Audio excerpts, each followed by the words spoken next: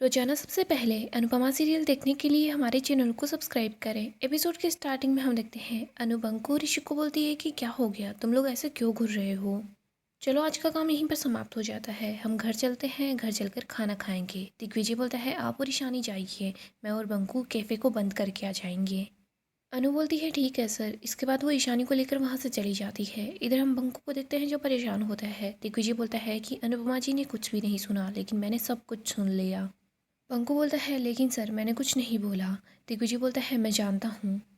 दिग्विजय बोलता है मुझे ये बता तू उसको पसंद करता है या नहीं, हाँ या ना में जवाब दे दे। पंकु कुछ नहीं बोलता। दिग्विजय बोलता है अगर इस उम्र के पड़ाव में लड़की दोस्ती का हाथ बढ़ाती है तो अच्छा लगता है, लेकिन अच्छा लगने में और अच्छा होने में बहुत फ़र्क होता है, जैसे सही लगने में और सही होने में फ़र्क होता है। इधर हम अनु को देखते हैं, वो देखते हैं इशू परेशान है। वो बोलती है क्या हुआ इशू, सब ठीक तो है ना, यहाँ पर तो तू परेशान हो रही है, वहाँ बंकु परेशान था। ईशु सोच रही होती है एक अनुमा ही है जो मुझे समझेंगी। मैं क्या अनुमा को सब कुछ सच बता दूं, मुझे पता है बंकु मुझे पसंद करता है, बस वो कह नहीं पा रहा। दिग्विजय बंकु को समझाता है कि अनुपमा जी ने हमारे ऊपर पूरा भरोसा किया है, उन्होंने अपने परिवार के दरवाजे हमारे लिए खोले हैं, हमें उनके विश्वास की लाज रखनी होगी। चाहत को मन में आने से कोई नहीं रोक सकता, लेकिन आंखों में नहीं आनी चाहिए, तो इस बात को याद रखना। पंकु तुझे अभी बहुत कुछ करना है, पढ़ाई करनी है, आगे बढ़ना है, लेकिन अगर ये बात बाहर आ जाएगी तो सब लोग अनुपमा जी पर उंगली उठाएंगे, सब लोग फिर से अनुपमा जी को कटघरे में खड़ा कर देंगे, हमें यहाँ से चले जाना चाहिए। पंकु बोलता है सॉरी सर। दिग्विजय बोलता है कि तू सॉरी क्यों बोल रहा है, मैं तुझसे नाराज़ नहीं हूँ, मैं सिर्फ सावधान होने को बोल रहा हूँ, हम दोनों में से कोई भी अपनी हद को पार नहीं करेगा। पंकु बोलता है लेकिन सर मेरी गलती की वजह से आप सावी दीदी का कैफ़े छोड़कर क्यों जाएंगे। सर आप यहीं पर रहिए, मैं कल सुबह ही यहाँ से चला जाऊँगा। दिग्विजय बंकु को गले लगा लेता है। आगे हम ख्याति को देखते हैं जो काफ़ी ज़्यादा खुश होती है। वो बोलती है तुम और अंश, मैं तुम दोनों के लिए बहुत ज़्यादा खुश हूँ, पर एक ही प्रेगनेंसी के बाद मुझे ये दूसरी खबर अच्छी मिली है। प्रेरणा बोलती है सच में आप खुश हो। ख्याति बोलती है कि हाँ मैं तुम दोनों के लिए बहुत ज़्यादा खुश हूँ। वैसे अनुपमा बहन ने क्या बोला।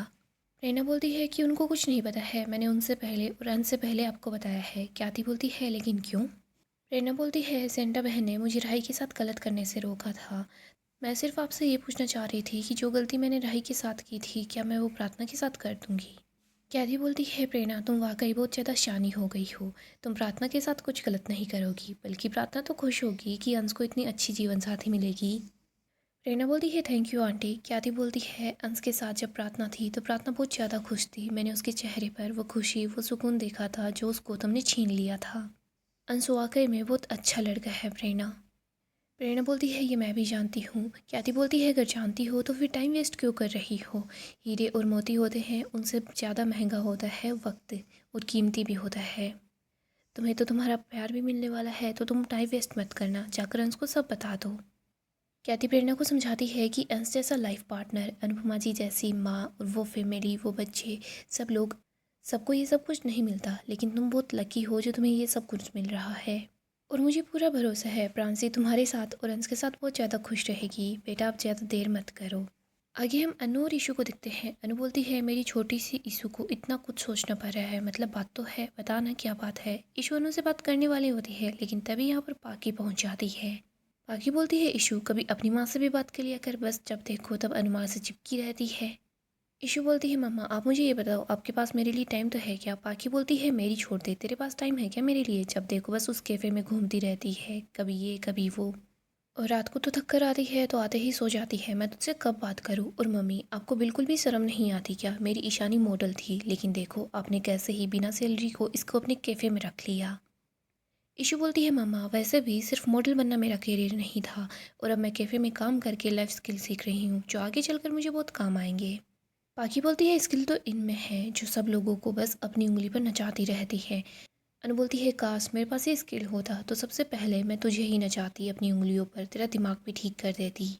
तुझे इतना भी नहीं पता है क्या, अगर कोई थक हार कर घर आता है तो उसको आराम करने के लिए बोलते हैं, ऐसे नहीं कि बिना वजह की बकवास करने लग जाते हैं। ईशु बोलती है अनुमा इनको कुछ भी नहीं समझ आएगा, और वैसे भी मम्मा दिग्विजय अंकल और अनुमा ये दोनों भी तो कैफ़े में काम करते हैं, तो फिर मैं नौकरानी और बंकू नौकर कैसे हो गया। पाखी बोलती है ईशानी अपनी बकवास को बंद कर दे, चुपचाप अंदर चल। ईशु बोलती है मुझे आपसे कुछ बात ही नहीं करनी। इधर हम देखते हैं अनु परेशान से हो जाती है, उसको ईशु पर थोड़ा सा डाउट होता है। आगे हम अंश को देखते हैं जो अपने रूम में होता है। उसको बार बार बस प्रेरणा की ही याद आती है। वो सोच रहा होता है कि उसने वक्त मांगा है। अंश तो अपने प्यार को पेशेंस की उंगली थमा दे वरना गेम ओवर हो जाएगा। तभी यहाँ पर प्रेरणा पहुँच जाती है। वो बोलती है कि अंश गेम ओवर तो हो चुका है। अंश काफ़ी घबरा जाता है। वो बोलता है प्रेरणा तुम इस वक्त यहाँ पर अभी तक तुम सोई नहीं। प्रेरणा कहीं तुम घर छोड़कर तो नहीं जा रही? प्लीज़ तुम सब कुछ भुला दो। मैंने तुमसे जो कुछ भी बोला है लेकिन प्लीज़ ये कदम मत उठाना। तुम यहाँ से कहीं मत जाना। तभी प्रेरणा दौड़कर अंश के पास आती है, उसको गले लगा लेती है। प्रेरणा बोलती है अंश गेम ओवर तो हो चुका है। डर का, दर्द का और डाउट का, हर उस चीज़ का जो मुझे आगे बढ़ने से रोकती थी। अंश बोलता है प्रेरणा मुझे समझ नहीं आ रहा मैं क्या करूँ। प्लीज़ जो कुछ बताना है साफ साफ बताओ ना। प्रेरणा बोलती है पहले मैं जो कुछ भी काम करती थी बस यूं ही लापरवाही से कर लेती थी। फिर जब मुझे लाइफ ने ठोकर मारी तो मुझे समझ आया कि लाइफ सिर्फ आर या पार नहीं होती, लाइफ में तो आर से पार जाना होता है। अंश मैं तुमसे ये बोलना चाहती हूँ कि अब मैं अकेले नहीं रहना चाहती। मैं काम और फन, करियर और फैमिली, प्रांसी और प्यार को पूरी ज़िंदगी एक साथ लेकर चलना चाहती हूँ। मैं तुम्हारे साथ दो प्लेयर का पूरी लाइफ गेम खेलना चाहती हूँ। प्रेरणा अंश को बोलती है अंश प्लेयर 2 रेडी है, प्लेयर 1 भी रेडी है? अंश बोलता है कि हाँ मैं भी रेडी हूँ। अंश और प्रेरणा एक दूसरे को गले लगा लेते हैं। दोनों बहुत ज़्यादा खुश हो जाते हैं। आगे हम अनु को देखते हैं जो दवाई लेती है। वो बोलती है बापूजी ने बोला था कि इस दवाई को लेने से पैर में दर्द बिल्कुल ठीक हो जाएगा। अनु सोचती है कंधे में भी दर्द हो रहा है, जाकर रसोई में सेक करती हूँ गर्म गर्म पानी से। अनु जा रही होती है तभी वो ईशू और पाखी को सोते हुए देखती है।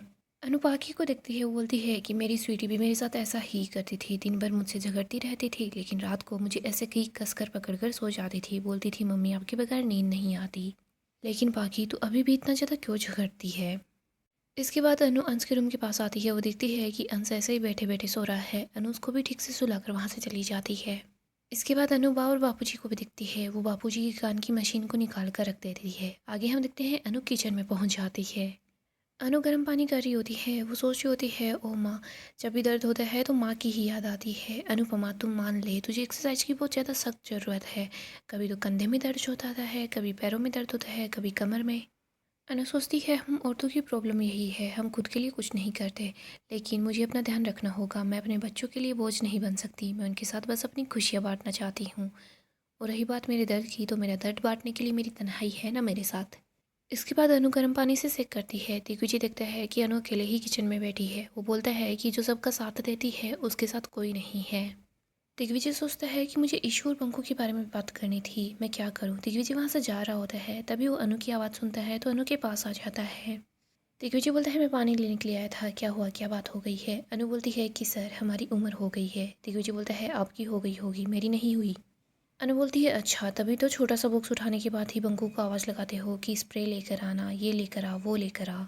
दिग्विजय बोलता है वो तो मेरे पुराने स्पोर्ट्स की इंजरी है। अनु बोलती है आज तक मुझे ऐसा कोई मर्द नहीं मिला हो जिसने ये नहीं बोला होगा कि ये तो मेरे पुराने इंजरी है। दिग्विजय बोलता है मैं सच में स्पोर्ट्स में था। अनु बोलती है कि आप तो थे लेकिन मैं तो अभी भी गृहिणी की जीवन में रेस्ट लगा रही हूँ। सर अगर आप मुझसे रेस्ट लगाएंगे ना तो मैं तो एक टांग पर दौड़कर ही आपको हरा दूंगी। तभी अनु के हाथ में फिर से दर्द होता है तो दिग्विजय स्माइल करने लग जाता है। दिग्विजय बोलता है मैं आपके लिए इलायची वाली चाय बना देता हूँ, आपको अच्छा लगेगा। अनु बोलती है सर आपके लिए भी बना लेना। दिग्विजय चाय भी बना रहा होता है, साथ ही साथ गाना भी गा रहा होता है। अगली सुबह हम बापूजी को देखते हैं। बापूजी बा को आवाज़ लगाते हैं। यहाँ पर दिग्विजय योगा कर रहा होता है। बापूजी बा को बोलते हैं लीला बिजली का बिल तुमने भराया है क्या? बा बोलती है कि मुझे कौन सा लॉगिन करना आता है। बा बोलती है मैं तो आपसे पूछने के लिए आ रही थी कि ये जो घर का राशन है उसका बिल आपने भरा है क्या?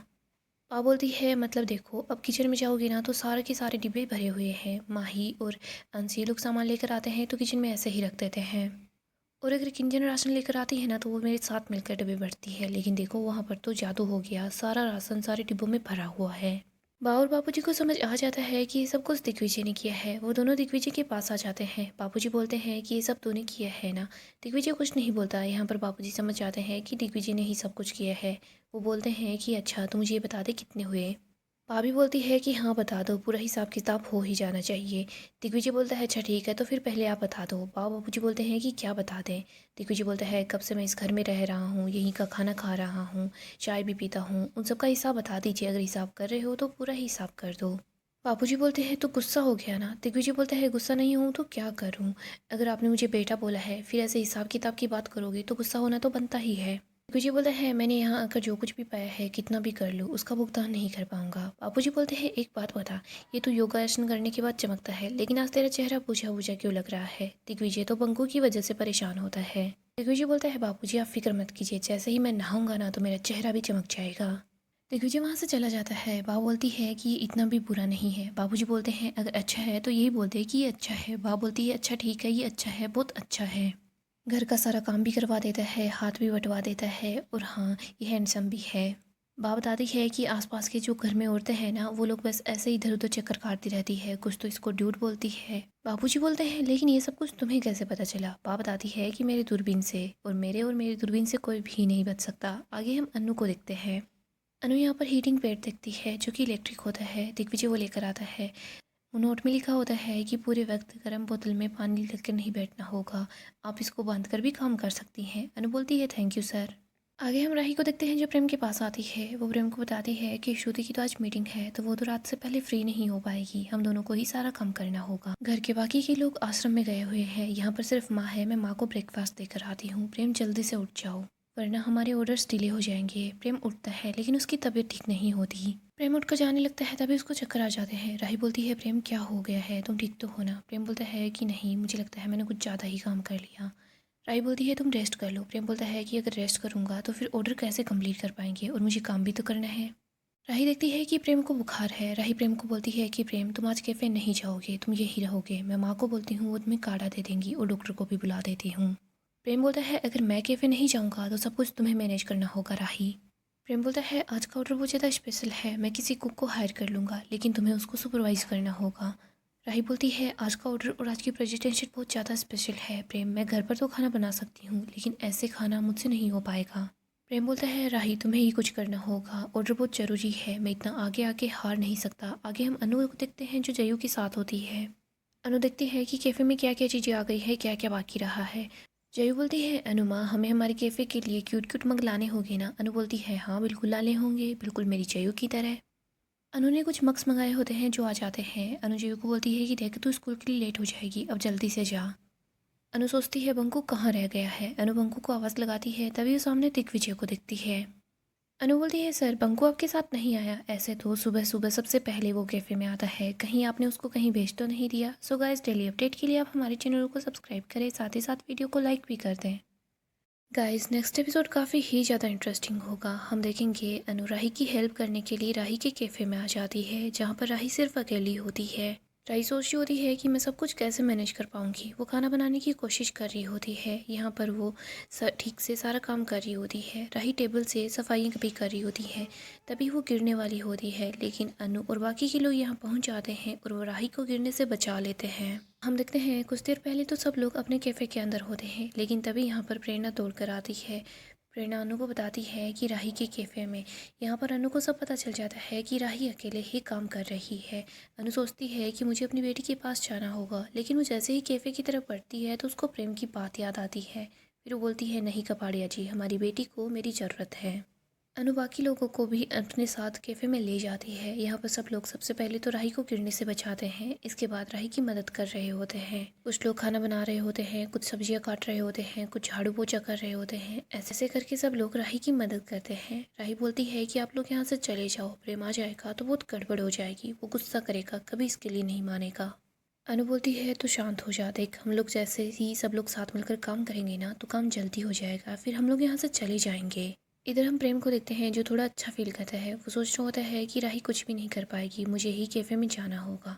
यहाँ पर हम देखते हैं सब लोग राही की हेल्प कर रहे होते हैं तभी यहाँ पर प्रेम पहुँच जाता है जो सबको यहाँ देखकर काफ़ी गुस्से में होता है। यहाँ हम देखते हैं राही और प्रेम के बीच फिर से झगड़ा होने वाला है। सो दोस्तों नेक्स्ट अपडेट के लिए आप हमारे चैनल को सब्सक्राइब करें, साथ ही साथ वीडियो को लाइक भी कर दें।